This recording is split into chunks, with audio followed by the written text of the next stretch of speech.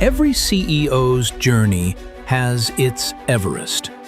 The moments when the path forward feels steep, uncertain, and alone. With Sherpa CEO coaching, you don't climb alone. Our experienced coaches are your guides, helping you break through barriers, sharpen your strategy, strengthen your leadership, and build a team that can carry you higher.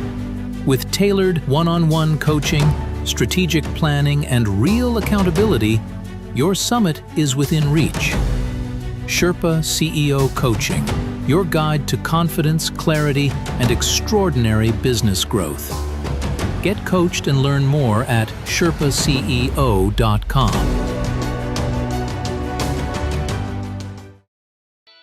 Welcome to the Entrepreneurial Journey with your host, Dave Westcott. The Entrepreneurial Journey is a weekly podcast that streams live every Tuesday at 9:15 a.m. Pacific on Dave's YouTube channel and LinkedIn profile. Now here's Dave with this week's episode. Good morning and welcome to the Entrepreneurial Journey. I'm your host, Dave Westcott, and I've got with me this morning special guest, Alexander Lyadov, business therapist. Lyadov Business Therapy. Good morning, sir. How are you today? Oh, thank you. Thank you for inviting me. Hello, Dave. I'm fine. How are you? I'm doing outstanding. I'm so excited to talk to you because we've talked before, and I love following you on social media. Like, it's one of my favorite things. I love watching your post. I love seeing what you post. It always gets me thinking, and I think it's always spot on, the stuff that you share. My first question is, where do you come up with all of this stuff? It's a good question. I'm just a messenger. It goes through me, and my role is just not to be on the way of those ideas. So I'm just sitting every day in front of the blank screen and not knowing what I will be writing about today. Yeah. And then the idea come, and I'm kind of thinking during writing. And then luckily, sometimes it resonates with the guys like you, and I'm happy about that. I think because you're always writing about, what the entrepreneur is going through. Right. And the difficulties, the struggles, there's so much in the entrepreneurial journey that is tough. You consider yourself a business therapist, not a business coach. Why is that? No. When I was starting this practice, I was trying to decide. I actually was already doing the stuff that I'm doing today. So I was trying to kind of label what I'm doing. Yeah. And I was trying to think, well, maybe it's a coaching, not exactly. Well, maybe it's a consulting, not exactly. Maybe it's a psychotherapy, not really. And finally, I understood that I'm working, as one of my clients said, at the intersection of business and personality.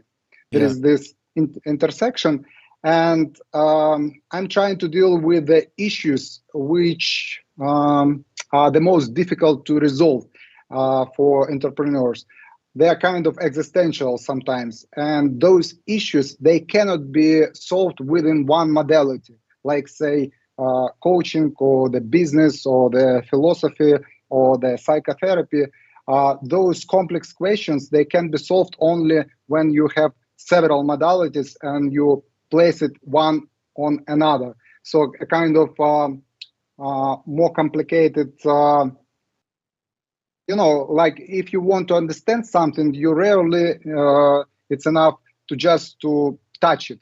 You normally have all the senses, and plus to that, you have other means to understand the particular phenomena. And the more complicated the phenomena, the more tools you need in order to grasp the essence of that phenomena. So since the problems which I'm dealing with entrepreneurs, they're quite complicated for them, and therefore I need to use several tools in my box in order to help them solve them. Yeah. So essentially, none of the labels was appropriate for me. So I decided to come up with my own. Of course, I'm not the first who invented it. I'm sure there are other people who call their practice like this. But for me, it has some meaning, some special meaning. I think it's fantastic. I mean, it's true. It's like there's the psychological aspect, there's the business aspect.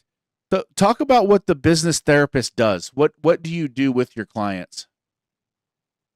Yeah, my typical client is the founder of the company. Usually I call it in the transition state, or as I love it to say, in between state. It's a state where you understand that you encounter problem which you try to solve with all the usual means, with the help of people with the consultants with the advisors and somehow the problem is quite persistent. It doesn't go away. Either it becomes chronic or it kind of becomes bigger and bigger. And then people at that situation, they are kind of disoriented because they encountered the unknown, right? Something which they cannot explain and they don't know how to deal with it. So it's not just a small business problem. It's a kind of challenge to their worldview. They encountered anomaly. They encountered something. They kind of this is the ambassador of chaos. We can symbolically can say so. And in that state, person becomes quite under severe stress, disoriented, puzzled, and not very productive because you don't know what to do at that situation. And this is the transition state. Everything was nice before, more or less. Everything will be nice after, sooner or later. But at this particular stage, you are struggling. Actually, this is for modern man, it's quite unusual. For our predecessors, it was the normal situation because it's a kind of described in rituals of initiations, in how it's called, rite of passage. Yeah, rite of passage. Yeah. So for them, it was known phenomena. Sometimes it happens, and more than that, our predecessors, they planned kind of those rituals and integrated in their lives. But modern people were kind of we lost this knowledge most of the time. Yeah. And therefore, when we sometimes encounter the unknown, we're shocked and we don't know where to find help, because your typical psychotherapist not necessarily will understand the business challenges and your particular challenges with the business partner, or the scale of your ambition, and your business consultant might not understand the existential aspect of your struggle. You see, and therefore it's quite difficult to find the solution if you don't understand what you are dealing with, what kind of animal you are dealing with. Right. So severe stress, not being productive, struggling, an entrepreneur has reached this space, and this is when they come to you. This is when you work with them. This is when you provide the business therapy. You help lead them through this. I liked what you said, ambassador of chaos, like business is tough. I also like what you said, like they get shocked and they don't know what to do. Harvard Business School says that sometimes an entrepreneur gets stuck like a deer in the headlights and doesn't know what decision to make. And when they don't know what decision to make, they often fail. And so when they get stuck, they get paralyzed, they get shocked, they have severe stress, they're not productive, they're struggling. Those are true symptoms. Like, those are true things that you see. Like, the severe stress just breaks the entrepreneur down. They can't move forward with it. They become unproductive. And you help And uncover that. and on top of that, 15 years ago, I wrote the article for local version of Forbes magazine, online version. And it was called "Loneliness of Entrepreneurs," and it was very, very popular and resonating at the time. And since then, I was rereading again this article and coming to the same conclusion. What makes severe this problematic of the entrepreneurs is the loneliness, because nobody can really understand the struggle of the person, because wives or husbands, they're usually already fed up of listening all those business struggles, right? Yeah, problems, and they have their own problems, by the way. Business partners, the same, especially if they're for many years with you, they have their own part of the business responsibility, etc. Employees, even top managers, they have their own agenda anyway, and also they don't have sometimes the kind of big picture view as you have as the founder of the company. And any advisor, they usually see only the part of the kind of segment, not the 360, but only part of the picture. And you feel like everything depends on you, and you're alone, and you don't know what to do, and this is frightening. I remember the talk with one of the top Ukrainian entrepreneurs nowadays. $100 million. At the time, he was struggling with the marketing issue, and I remember we were sitting in coffee shop, and he was desperate. He was like, "I'm trying to solve this issue, and I already changed several marketing agencies. I changed several departments within my company. I don't know what to do, how to solve this problem." At the time, I was not the advisor. I was working in other business, but I was sympathetic to him, and I was shocked how desperate he was at that time. And later, he solved that issue. But this intensity is really difficult for people outside to understand, this loneliness. Like a person in front of the cosmos, alone with his problem. That's tough. That's tough. And that's entrepreneurship. And so you break that down. You get in there, you help them solve the problems, you work through it. What is one of the things? Is there anything common that you find amongst entrepreneurs when you start to break down their business? Is there something that they can do to not put themselves in this position, or is each issue that you find completely different? No, there is the general pattern, I would say, where the most people struggle. I would say the meta pattern, if we can say so. The struggle usually is the result of the dilemma in the mind of the person. Dilemma where entrepreneur, he or she cannot make the decision because there is the nice English saying, to be on the horns of the dilemma. Yeah. To be on the horns. It's exactly capturing the essence, because the person feels like, I should do this, but at the same time I cannot do because of that, and I cannot resolve it. And usually this dilemma, it even not expressed in words. They just feel it kind of stuck.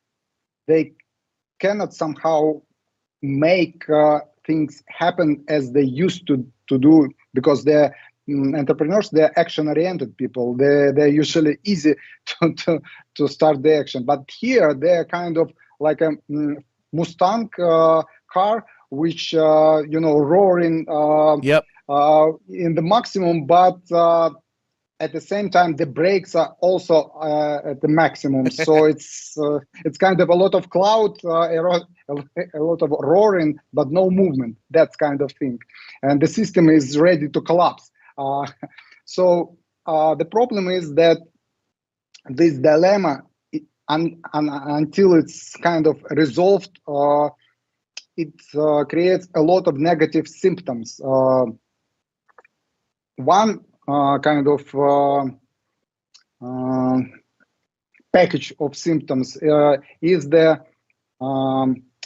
indecision, is the vacuum of power, it's a disorientation of the entrepreneur, and as a result of the entire company. Another kind of package of negative symptoms is the sporadic kind of bold, adventurous decisions, like, let's do it. Yeah. we can do it. It's a good opportunity. Yeah, it will work.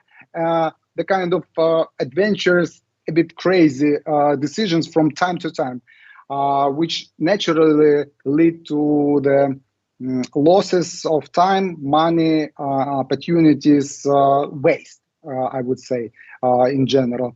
The other kind of package of problems is opposite. It's a kind of risk-averse behavior. Let's conservate, don't do anything. Let's double check in certain areas, which naturally results in stagnation of the business in certain areas.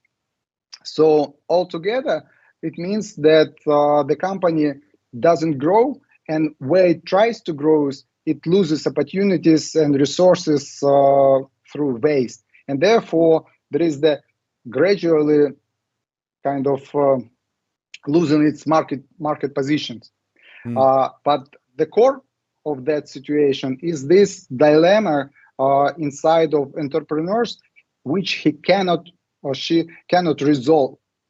And they cannot resolve because first, it's not expressed, and second, behind every dilemma there are assumptions, and those assumptions are usually kind of like an air. You don't see air, you just breathe air. Right.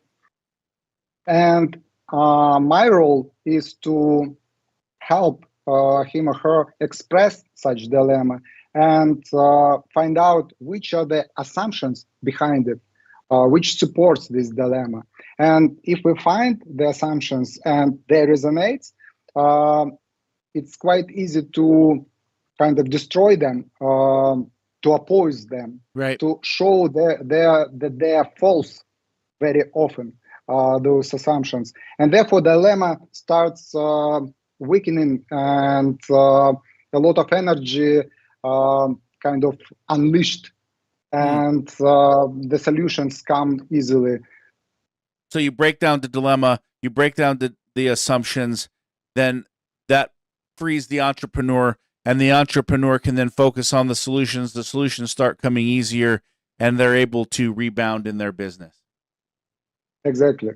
Yes. That's awesome. So my big question, how did you go from managing a $50 million investment fund to sitting in the Peruvian jungle about to embark on your 11th ayahuasca ceremony? Yeah, it's a good, it's $1 million question. I think that it was the kind of unorthodox decision to change the perspective, maybe radically, but if I knew the person like me today, I wouldn't need to do that. But since I couldn't find such person at the time, I had to kind of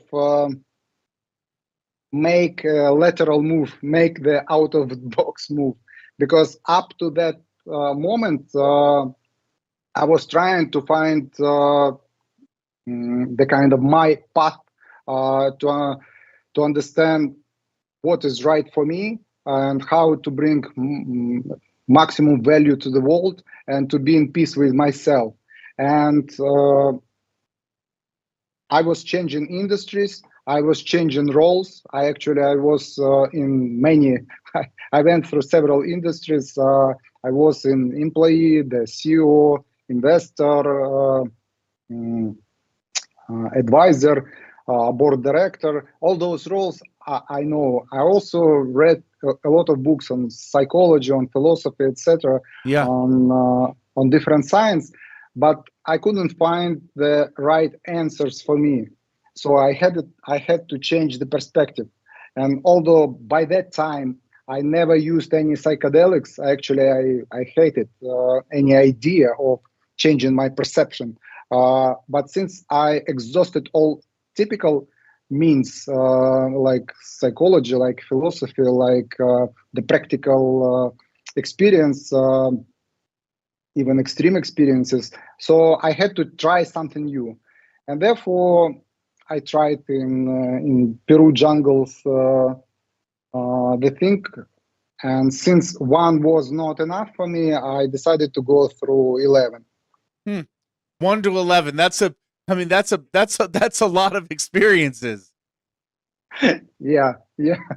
Somehow I felt like I needed to go through this, and it was very interesting experience, and I'm thankful to God for moving me to that direction. What Because was it that you experienced? What was it that changed your path in the experience?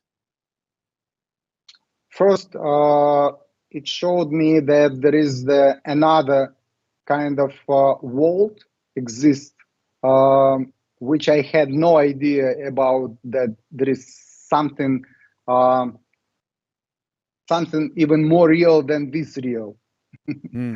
I would say.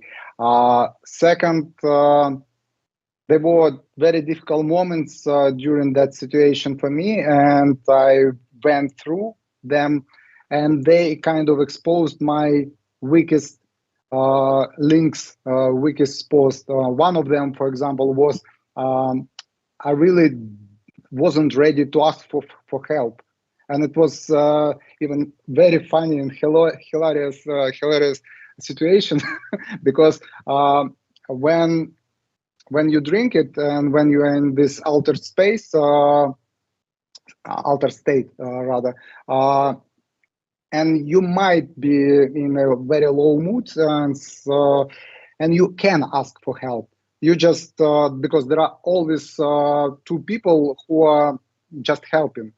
They are professional, they have medical some background, and they can help you. But you should ask them. And I thought I was asking, I was inviting them, I was calling them. But then when effect was disappearing, I was asking my friend nearby, like, did you hear me cry, ask for help? He said, no, you were silent. And I understood that I was, whispering for help. Nobody listened. Next time I decided, okay, next time I will ask for help because it's in the darkness with the lighter. There is the red lighter, and you can show the lighter, and they will come to help you. And then again, nobody came, and I was like struggling. And then I understood after that I was directing my lighter to the wall. So you see the dynamic. I wanted help, but I didn't want to help. Yeah. So You it's wouldn't very release. funny. Yeah, it's kind of play with myself. And only third time I was ready to ask the help. And actually, there were some people who really helped me in terms of reassuring that I will go through that experience by myself and will be better off at the end. And it happened so. So it was really interesting experience and quite changing my perception of myself through behavior, not just through thoughts. It was physically felt change. And there were many of such things, a lot of insights. And actually, sometimes people ask me, so many years passed that you ask experience, do you want to repeat? I say no, because I'm still kind of uncovering all the lessons Wow. which I received there. It was many years ago, 2017, if I'm not mistaken, many years ago. And now I understand that the perfect combination is if you want to go to psychedelic route, is to combine it with psychotherapy together. Because, of course, with a person who knows what he does. And therefore, you can get some kind of insights through psychedelics and then kind of digest them through therapy, through psychotherapy. That would be the perfect combination. That's very, very interesting. So 11 times and 11 was it. You said no more. Yes. By that time, I said, that's enough. I understand the lesson. Thank you very much. Now, now I have a lot of insights. I go home. That's really interesting. And so that changed your path. That changed what you were doing. It helped me a lot, for sure. It helped me a lot because after that, I was ready to ask for help in psychotherapy. I found a very good professional, not from the first person, the fourth was excellent. And since then, I went through group therapy, individual therapy, and I feel like, a few days ago, it was 5 years, 6 years anniversary of my relationship with my psychotherapist, and I'm very happy to find her. It's enormous effect on me. I feel like I'm much better person. So you're constantly working on yourself, like you're constantly working to make yourself better. That's what I hear. Like whether you're on the journey for ayahuasca, you're working with the psychotherapist, you're constantly working to improve yourself. You're also a jiu-jitsu fighter, correct? Yeah, Brazilian jiu-jitsu. It's not professional. I started doing that at the age of 43, quite late. So, but you're good at it though, right? I mean, you have a high degree in this, don't you? Yeah, I'm brown belt. The next one is black one. Okay. Hopefully, in few years I will get it. And I really enjoy it, and even participated in international competition. I became twice the champion of Europe in my category of my weight and age. So it was a really interesting journey as well. A kind of I have a lot of insights for business I take from jiu-jitsu, a lot. What are some of those? What would you say is the top takeaway? My favorite is it's easier to show, but I will try to explain. When you are wrestling or grappling with somebody, and he is kind of on tatami on the floor, and you are kind of trying to hold him. So it's really difficult to hold the person who is your weight and who is, especially he's young and trying to get up and throw you to the side. But if you do just one change, kind of invisible jiu-jitsu move, you just take his head and move it to the side like this with your arm or with your shoulder, like this. So he's lying on the floor like this, not like this, but to the side.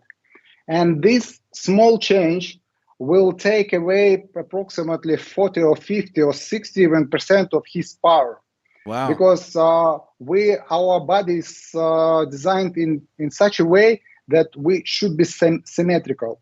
Then the power output is the maximum. For example, if you are going to with a how it's called, barbell. Yep. If one leg is higher than the other leg, because of, I don't know, one in shoe and one not in shoe, you will not lift the same weight Right. because of the asymmetry. The same thing is here. If you put his head to the side, he will lose a lot of energy, because if you control the head of the person, you control the entire body. It's a kind of end of the lever Yeah. at the same time. And this is applied to the business directly, because why I'm working with founders only. I'm not working with top managers. I'm not working with employees, with team, etc. Because the head of the founder is the end of the leverage. That's the problem of the entire organization, and that's the potential opportunity of the entire organization. That's the greatest limitation. The constraint is the personality of the founder, because I'm not controlling his head. I'm trying the dilemma, the problem. He's fighting the chaos. He's fighting the unknown, and this unknown controls his head, like I described right now, and therefore he lost most of his energy, or half of the energy, and as a result the entire organization is kind of crippled, kind of paralyzed. And therefore I'm working with him specifically in order to unleash his power, to change his to make his symmetrical, Right. I would say. And then he becomes stronger immediately once he's while for observers, no change. They will not notice when I'm grappling somebody and doing that. People don't change it. But when you wrestling with me, you will feel the difference immediately. And I feel difference when somebody does it to me. So this is just one example, and it's perfect. It's perfect. That is perfect. That is a perfect example. I can give you many of these. Jiu-jitsu it's like it's a source of wisdom for business and for life, actually. Yeah, that's I love amazing. I think that's very powerful. The head gets moved to the side, you lose the mobility. You bring the head back to the center, you bring it symmetrical. Now they gain their power back, 40, 50, 60% power back. Right. Very exactly. powerful. That's a very powerful analogy. Okay, so you got this painting behind you of the monster eating the man. Yeah. I've been curious about it the entire time. It looks very cool. What is that resembling? It's my life. I would say it's the life of every entrepreneur symbolically. They are looking right in the throat of chaos, of dragon of chaos.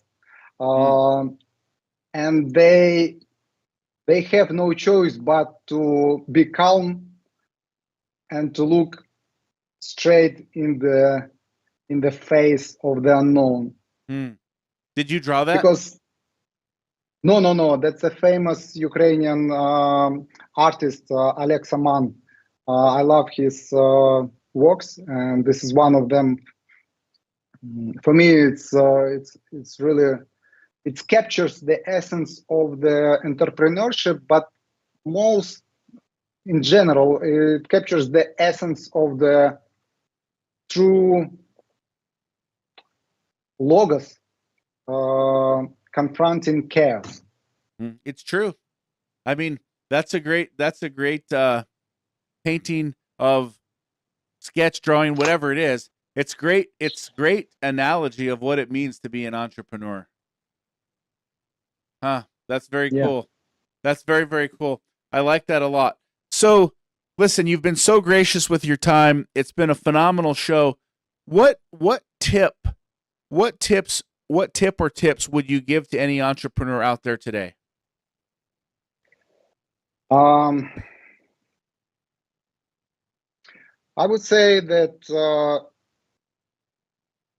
the first thing which usually entrepreneurs avoid doing which is quite useful to do and important to do, and which we always do in our work with them, is first to try assess where they are now, but do it honestly, meaning that to write down all the negative symptoms which they're kind of struggling with, or puzzled with, or irritated with, probably even for a few weeks, to write down what I call the diary of anomalies. Any strange events which are either too positive or too negative, or just strange or just puzzling, and then in few weeks to analyze it. Because when you are lost somewhere in the forest, first thing you should try to understand where you are now, right? It doesn't make sense to do anything else before that. So first, to understand where you're now, the present state, no matter how ugly it is. Then second thing, which people usually avoid doing, is try to extrapolate what the worst might happen if you continue things like they are. This is kind of, I call it hell, because people usually don't do it by themselves. It's psychologically difficult to go through such imagination. But this gives eventually a lot of calmness and energy and kind of momentum to do the entire other work which is required. So this is the second step. The third step, they better formulate their desired future state in 5 years. This is also kind of, everyone thinks they know where they're going, but when I ask people direct questions and don't give them chance to kind of slip away, they surprised that they don't really know where they're going to be in few years. They kind of wishy-washy, or they're kind of too abstract. And when I ask them to describe concretely, specifically with the indicators, they sometimes pleasantly surprised what they really want, So these three things, where they're now, the worst future state, and the best desired future state, this is the kind of first thing which any entrepreneur has to do when they are stuck in strange, difficult situation. Because without that foundation, it's impossible to move further. Because if you don't know where you want to get, it doesn't matter which route to take, right? It's like Alice from Wonderland, phrase.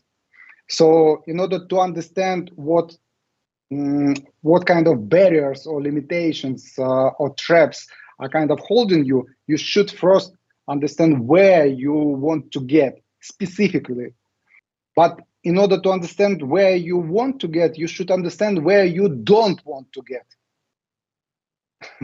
Man, that's powerful. I mean, that's powerful. That's so incredible. I think wow, man, that's really powerful. So just breaking it down and being honest about where you are now, just no matter how ugly it is, what is the present state? What is the true sense of being? And then what's the worst thing that might possibly happen, right? I'm broke. You're homeless. You lose your business. You lose your family, whatever. But what's the worst? And then what's your desired future state? Because you are exactly right, Dave. Some medieval alchemists, they said, they had a kind of slogan: in filth you will find it, or in dirt you will find it, or in mud you will find it, something like that. In filth, I think it was in Latin, but then translated. The idea is that what you need most is where you don't want to look. So use because if what you need would be in front of you, shining, you would grab it before already many years, or at least now. But the very fact that you don't notice it means that it's hidden from you, but at the same time it's nearby. But what is it? It's That's why I usually say that I help founders find gold in the mud. Yeah. I mean, the statement that you made, there are many roads to nowhere, like Alice in Wonderland. Like there's many roads, like if you don't know where you're going, there's many roads to get there. Right, exactly. I mean, that's like an arrow in the heart. I mean, that's like an arrow in the heart. And even if I think about my own entrepreneurial journey, like, do I really know where I want to go? I don't know. Like, I might, you assume you know. Yeah, you assume, but I mean, I might go on an ayahuasca journey. I don't know, but the truth of the matter is, like, what does that desired future state really look like? And we put that down, I guess, in business in terms of, in 3 years, I want to have X revenue. In 10 years, I want to have X revenue. I want to sell my business. I want to da da da da da. And it's always in terms of the business. But I guess what just really struck me hard was, what is my future state? Exactly. Because that's why you pinpoint the main problem. That's why, many companies, they try to hire somebody to make the strategic session, to help their team, top managers, to come up with strategy, etc., etc. And usually it's a profanation. It's a failed exercise. They just throw away money. Why? Because there is only one person who can kind of answer the ultimate question. It's the founder, and this question is what for? Because strategy is the answer to the question what for, not how. How, it's the secondary question. It's later. But the ultimate question is what for, and what for is not a business question. Because in order to answer the question what for business, first you as the founder has to answer this question for you existentially. Why I'm doing that? What for? And this is the frightening question, right? Because it means that you have to ask yourself, why do I live, right?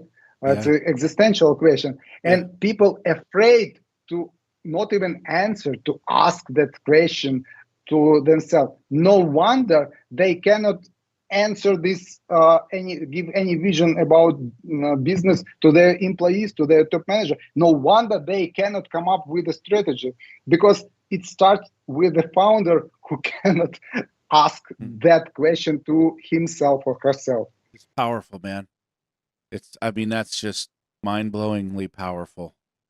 I'm just like, there are many roads to nowhere. Right. Man. That's powerful stuff. That's just that's incredible. So if someone wants to work with you, and I don't know why anybody wouldn't. I mean you've blown my mind here in the last few minutes, just with the whole, many roads to nowhere. What is your desired future state? I don't even know what my desired future state is. I'm just gonna admit it right on the show. Like, I don't know. You're brave. You're a brave man. I mean, I feel like I'm on a lot of roads to nowhere, and that's just the truth about it. Like, I just, like, whoa, it's an arrow to the heart. How does someone get in touch with you? How does somebody work with you today? Because I feel like we've had a psychotherapy session on the call. Like, we've had some fun and we've joked around about some stuff, and we've learned a lot. But I mean, man, this is just powerful stuff. How does someone get connected with you? Usually people subscribe to my newsletter or read my articles, and for some time, maybe 1 month, sometimes 1 year, it doesn't matter. And through that experience, they understand how I think and whether there is the kind of fit with what I do and how I approach and what is my mindset. And then they just book a session with me, and then we assess what kind of intervention is needed. Sometimes it's enough just, I don't know, one session. I call it catalyst session, because my background is analytical chemistry. It's kind of to speed up, to to inject some how it's called, NO. Yeah. Yeah. Or they need the full day of work. Then it's a transformational session where we do together all those pit stops in present and undesirable future, in desirable future, and all the obstacles, all the superpower, all the vulnerabilities, all the priorities, the list of decisions, all that stuff. We do it together. And some of them need support in implementing. Then it's kind of regular meetings, quarterly or monthly. Wow. And with a few of them, it's a 3-year commitments where we try to achieve specific goals for them. That's amazing. So if you're out there listening to this show and you find yourself facing the monster, just like we've got on the wall behind us, that perfect analogy, if you're in the chaos, if you're experiencing severe stress, if you're not being productive, if you're struggling, if you're lonely, if you're just lost in your business, if you're desperate for help, this is the man that you want to talk to. Get in touch with him. He's on LinkedIn all the time, right? LinkedIn is your place to be. And Yep. we'll throw that link into the box here so that it can come up. And reach out, and then maybe they send you a direct message. Is that the best way to get with you? Connect through Perfect. LinkedIn, through Perfect. direct message? Yeah, that's awesome. Yep. Listen, if you're out there, like, wow, what a powerful show. I mean, just everything that you've said, I got to reiterate it. Where are you at now? The present state. No matter how ugly the truth is, be honest with yourself, creating what is this diary of anomalies that you're experiencing? And then what's the worst thing that might happen? Like what is the worst future? And then what is your true desired state? You're what for? Right? Like that's what we're really breaking down here. I absolutely love it. This has been such a powerful show. I can't say it enough. I mean, just really incredible what you've shared with me and with the audience today. So listen, if you're out there, get in touch with Alexander. Absolutely incredible. Hit him up on LinkedIn, send him a direct message. Subscribe to his newsletter, subscribe to his articles. Check him out. He posts every day on LinkedIn, right? Every day. Yeah. Every day for many years. Every day for many years. That's right. I'm a constant follower myself. I love it. All right, my friend. That's what we've got for today. If anybody is out there, they're going to do themselves a favor and reach out to you. This is the Entrepreneurial Journey. I'm your host, Dave Westcott. Follow me on LinkedIn, Facebook, Instagram, anywhere it's social. I'm hanging out 9:15 a.m. Pacific Standard Time each and every week. Check us out. Incredible stuff, incredible shows. Drop your comments into the comment box. Give us a like, give us a share, and we'll be back in next week. And I got to get off these roads to nowhere, man. I got to get it figured out. So, Alexander, it's been absolutely incredible having you on the show. Thank you so much, my friend. Thank you very much, Dave. Excellent questions. I enjoyed. Thank you very much.